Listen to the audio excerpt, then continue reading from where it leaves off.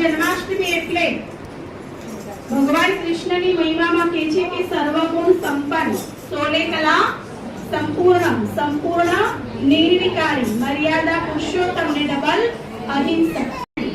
તો કહેવાય છે ના લાય એટલે કોઈ સ્થૂળ વસ્તુ નહીં, પરંતુ જેની માટે પ્યાર હોય ને એના જેવું આપણે બનવાનું છે. તો કૃષ્ણનું નામ શું છે? આપણે એને શું કહીએ છીએ? લાલો કહીએ છીએ. લાલો સૌનો વહાલો. તો કૃષ્ણની અંદર એવી કઈ વિશેષતા, એવા કયા ગુણ હતા કે જેના કારણે એને બધાના દિલમાં શું કર્યું? રાજ્ય કર્યું.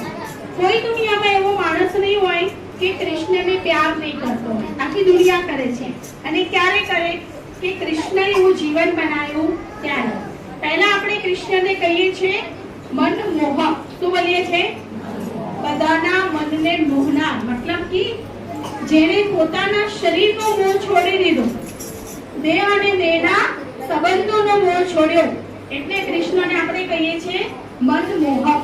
તો આપણે પણ બધાના મનને જીતવાનું છે. અને જીતી ક્યારે શકાય? આપણે કોઈને દૈહિક પ્યાર કે દૈહિક નજરથી જોઈએ ને તો પ્યારે કરીએ ને નફરતે કરીએ, પણ જ્યારે આત્માની નજરથી જોઈએ છે ત્યારે આપણે લોકોને શું કરી શકીએ છીએ? આત્મિક પ્યાર. કોઈ વ્યક્તિ આપણને કોઈ વાર સારો લાગે ને ખરાબ પણ લાગે છે. કેમ? કે આપણે એને દેહની નજરથી જોઈએ છીએ.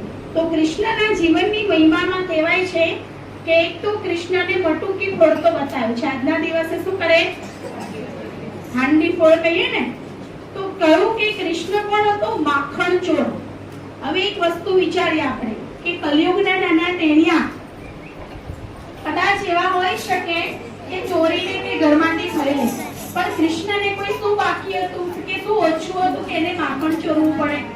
પણ એનો આધ્યાત્મિક અર્થ આપણે જોઈએ ને તો મટુકી ફોડ એટલે ભગવાને કહ્યું છે કે આપણને બધાને ભગવાન સુધી પહોંચવામાં જો નડતું હોય ને તો શું નડે છે?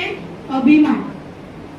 માટલી ફોડ એકદમ ઈઝી નહીં ફૂટતી. કેટલા શું કરે? પહેલા તો ઠક્કા મારવા પડે ત્યારે મટકી ફૂટે. આજે તો આપણે બધાએ કઈ મટકી ફોડવાની છે? માથાની નહીં, બોલો. અભિમાનની. કઈ? અભિમાનની મટકી ફોડતો આજે બધા. તો જ્યાં અભિમાનની મટકી ફૂટી જાય છે ત્યારે આપણા જીવનની અંદર માખણ જ માખણ, શક્તિ જ શક્તિ. ને માખણ કયું બતાવ્યું? કહેવાય છે કે માખણ એટલે જ્ઞાન માખણ. અહીં બેઠેલા તમે જો ભગવાનના પ્યારમાં કેટલા તરવોડ બનીને હું જોતી હતી કે હમણાં ગોપી બનીને બધા સુધબુધ બોલીને નાચતા હતા. કોઈ જાડા છે તો એને સુધબુધ નહીં કે હું જાડી છું તો નહીં કૂદાય. કોઈને નીચળ દુખતું હશે તો યાદ નહીં રહે કે મને, કોઈને કમર દુખે તો યાદ નથી કે મને કમર દુખે છે. કેમ? તો ભગવાનના પ્યારમાં દીવાના બનીને શું કરે? આપણે નાચ્યા.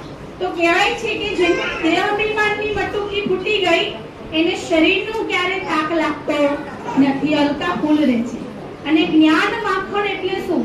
જેમ અહીં તમે હમણાં ખુશીમાં નાચતા હતા એમ આપણા જીવનની કોઈ પણ પરિસ્થિતિ આવે, ચાહે શરીરની બીમારી આવે, સગાઓ આપણને સમજે નહીં, દુઃખ આપે આપણને કોઈ, કે આપણા પરિવારમાં કોઈને કોઈ તકલીફ થઈ, XYZ કંઈ પણ તકલીફ આવે ને તો એમાં શું વાપરવાનું? જ્ઞાન માખણ.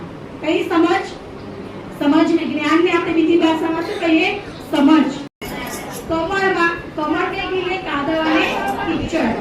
પણ તમે જો કમળ એટલું ઊંચું રહે છે કે કીચડ એને ટચ કરતો નથી. એમ ભગવાન શું કહે છે કે તમે સંસારમાં રહો. એવું નહીં કે આપણે સંસાર છોડવાનો છે. રક્ષાબેન તમને એવું નહીં શીખવાડતા.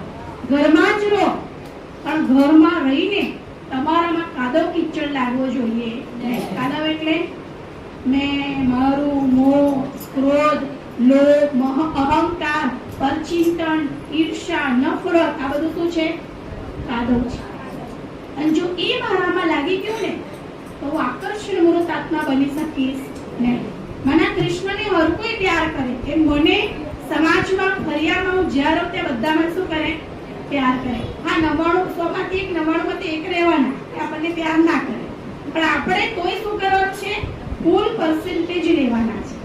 તો આપણે કૃષ્ણની દુનિયામાં જઈ શકીએ.